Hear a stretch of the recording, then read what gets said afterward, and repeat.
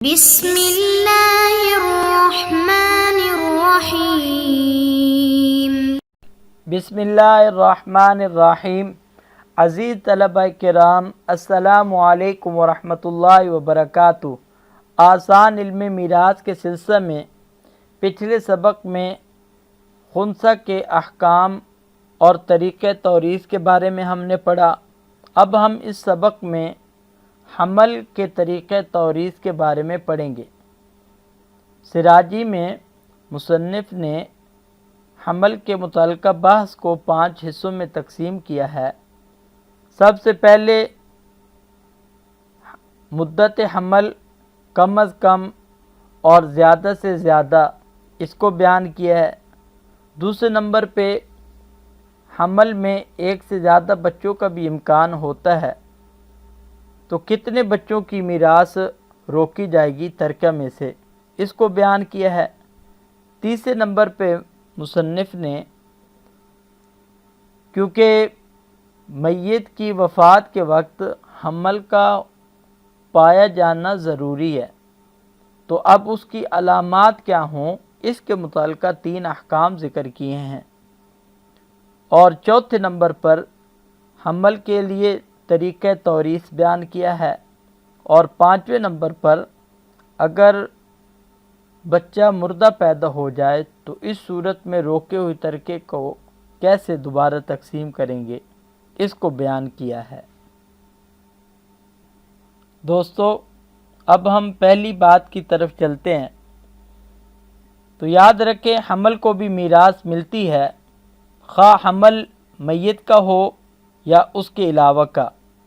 میت کا حمل جیسے مرنے والے کی بیوی حاملہ ہو، اور اس کے علاوہ کا حمل کا مطلب یہ ہے جیسے کہ میت کی اپنی اولاد تو نہ ہو اور اس کے ورثاء بہن بھائی ہوں، لیکن بوقت موت اس کی والدہ حاملہ ہو، تو کیونکہ بہن یا بھائی میں سے کسی کی آمد متوقع ہو سکتی ہے، یا اسی طرح ورثاء پوتے پوتیاں ہوں اور دادا کی موت کے وقت بہو حاملہ ہو، تو اس صورت میں کسی پوتے یا پوتی کا اضافہ ہو سکتا ہے۔ یہ مثال ہو گئی تھی غیر کے حمل کی۔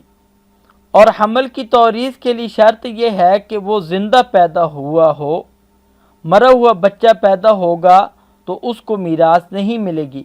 نیز یہ بھی شرط ہے کہ وہ مورث کی موت کے وقت یقیناً پیٹ میں ہو، اور یہ بات اس طرح معلوم ہو سکتی ہے کہ وہ اکثر مدت حمل کے اندر پیدا ہو۔ اس لیے مصنف نے حمل کی اقل اور اکثر مدت کو بیان کیا۔ تو حمل کی کم از کم مدت تو 6 ماہ ہے، اور اکثر مدت حمل میں اختلاف پایا جاتا ہے۔ احناف کے نزدیک اکثر مدت حمل 2 سال ہے، پس اگر مورث کی موت کے بعد 2 سال کے اندر بچہ پیدا ہو تو وہ وارث ہوگا، اس کے بعد پیدا ہوگا تو وارث نہیں ہوگا، کیونکہ اس صورت میں بوقت موت بچے کا پیٹ میں ہونا یقینی نہیں۔ دوسری رائے امام لیث بن سعد مصری رحمۃ اللہ علیہ کی ہے، وہ فرماتے ہیں کہ اکثر مدت حمل 3 سال ہے۔ تیسری رائے امام مالک، امام شافعی اور امام احمد رحمہ اللہ کی ہے کہ اکثر مدت حمل 4 سال ہے۔ چوتھی رائے امام محمد بن مسلم الزہری رحمۃ اللہ علیہ کی ہے کہ ان کے نزدیک اکثر مدت حمل 7 سال ہے۔ ان تمام اقوال کے دلائل وہ فقہی کتابوں کے اندر تفصیلی طور پر بیان ہو چکے ہیں اور طلبہ پڑھ چکے ہیں۔ اس بات کی عبارت دیکھیں، فصل فی الحمل، کہ یہ فصل حمل کے بیان میں ہے۔ اکثر مدت الحمل سنتان عند ابی حنیفہ رحمہ اللہ، کہ امام اعظم ابو حنیفہ رحمۃ اللہ علیہ کے ہاں حمل کی اکثر مدت 2 سال ہے۔ وعند لیث بن سعد 3 سنین، اور لیث بن سعد رحمۃ اللہ علیہ کے ہاں 3 سال ہے۔ وعند شافعی رحمہ اللہ 4 سنین، اور امام شافعی رحمۃ اللہ علیہ کے ہاں 4 سال ہے۔ وعند زہری 7 سنین، اور امام زہری رحمۃ اللہ علیہ کے ہاں 7 سال ہے۔ وَأَقَلُّهَا 6 أشهر، اور اقل مدت حمل وہ 6 ماہ ہے۔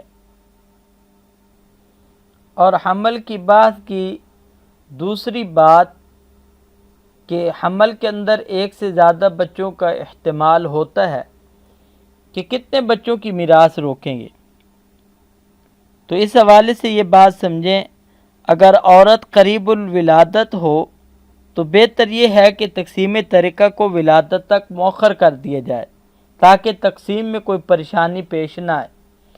اور قریب الولادت ہونے کا مدار عرف پر ہے، اگرچہ بعض فقہا نے 1 ماہ سے کم کو قریب اور 1 ماہ سے زیادہ کو بعید شمار کیا ہے۔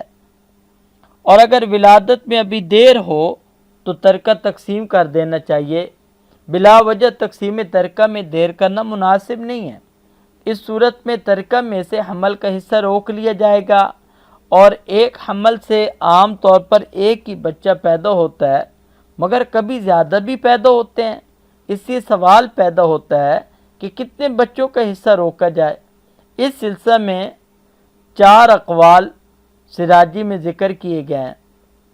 پہلا قول امام اعظم ابو حنیفہ رحمۃ اللہ علیہ کا ذکر کیا ہے کہ 4 لڑکوں یا 4 لڑکیوں میں سے جن کا حصہ زیادہ ہو وہ حمل کے لیے روک لیا جائے گا، باقی ترکہ ورثاء کے درمیان تقسیم کر دیں گے۔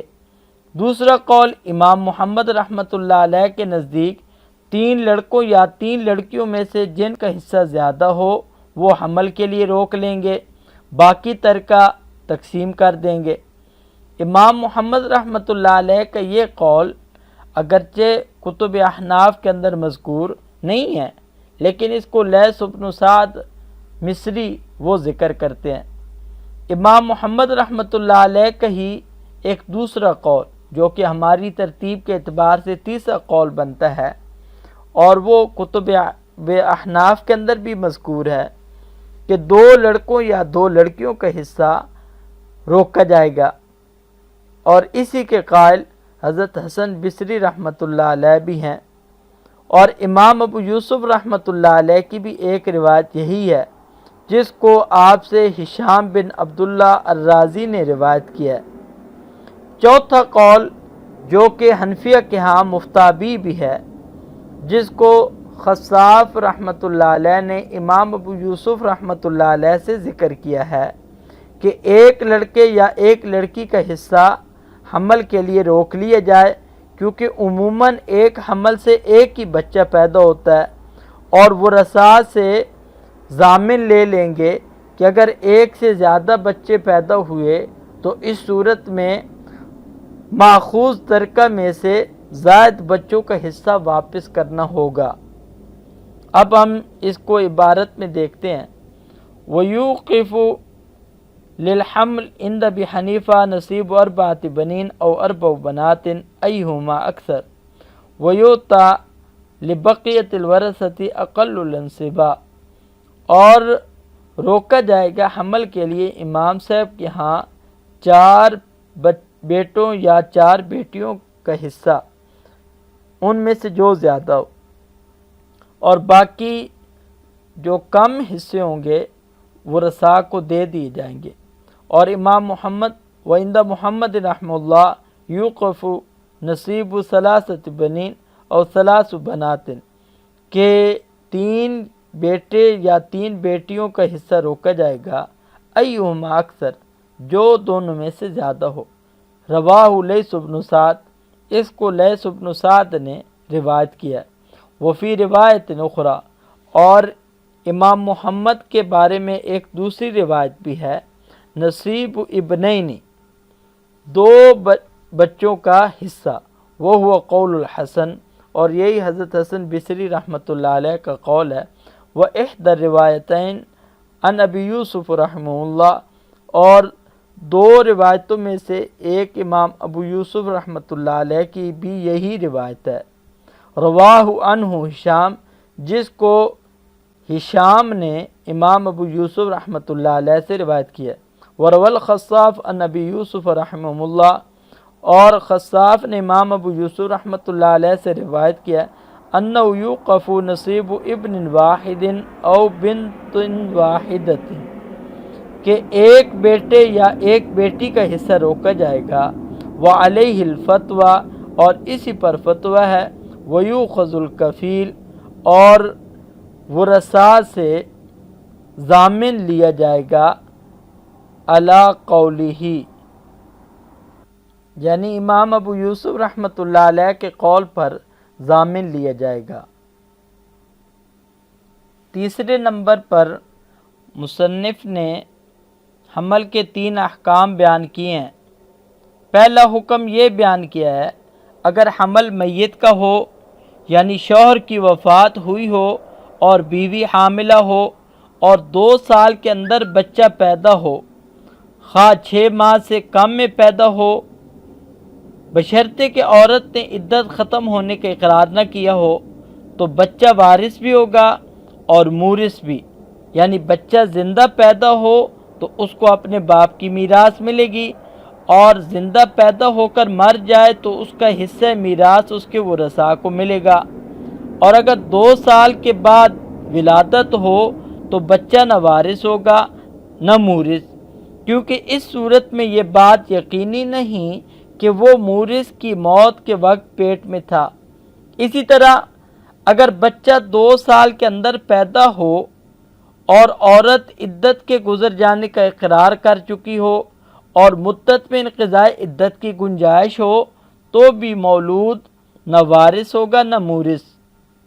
دوسرا حکم یہ بیان کیا ہے کہ اگر حمل غیر میت کا ہو، مثلا باپ کا یا بیٹے کا ہو، یعنی میت کی ماں یا بہو حمل سے ہو، تو اگر میت کی موت کے بعد 6 ماہ میں یا 6 ماہ کے اندر بچہ پیدا ہو تو وہ وارث ہوگا، اس کے بعد پیدا ہو تو وارث نہیں ہوگا، کیونکہ پہلا حکم جو ہم نے بیان کیا اس صورت میں میت کی موت کے وقت علوق کا یقین ہے، اس لیے وہاں پر اکثر مدت حمل کا اعتبار کیا، اور دوسری صورت میں یہ بات یقینی نہیں کہ ممکن ہے میت کی وفات کے بعد استقرار حمل ہوا، تو اس لیے غیر میت کے حمل کی صورت میں اقل مدت حمل کا اعتبار کیا ہے۔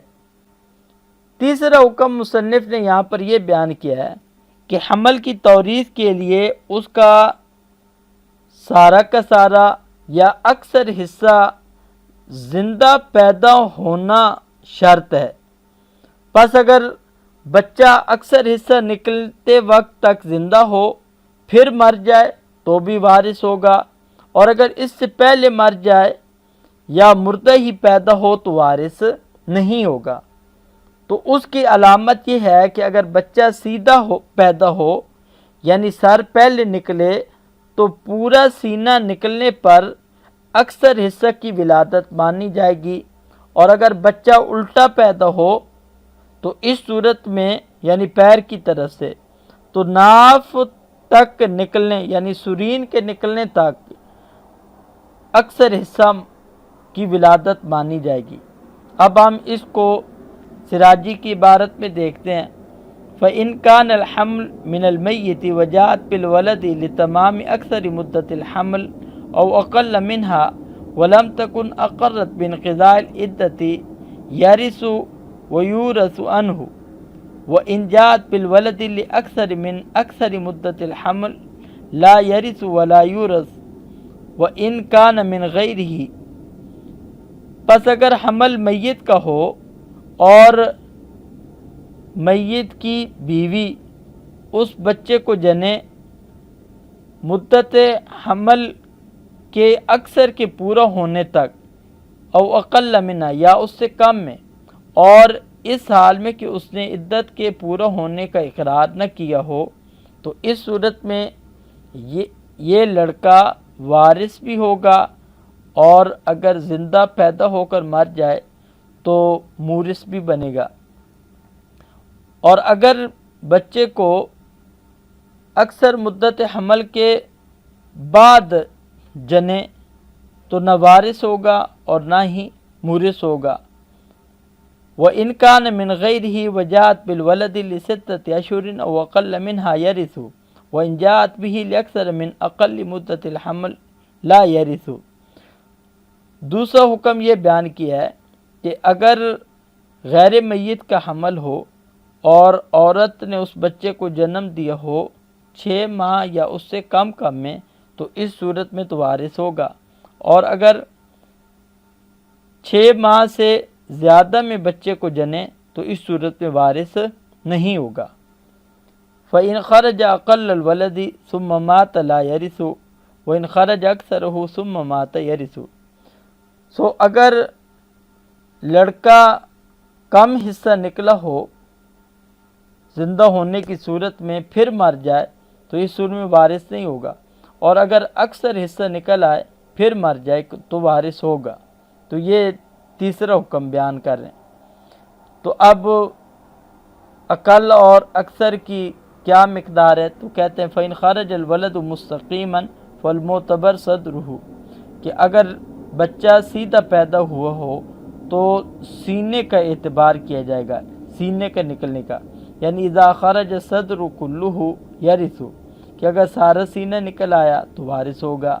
وَإِنْ خَرَجَ مَنْكُوسًا فَالْمُعْتَبَرُ سُرَّتُهُ، اور اگر پیدا ہوا ہو اوندا تو اس صورت میں سرین کے نکلنے کا اعتبار کیا جائے گا۔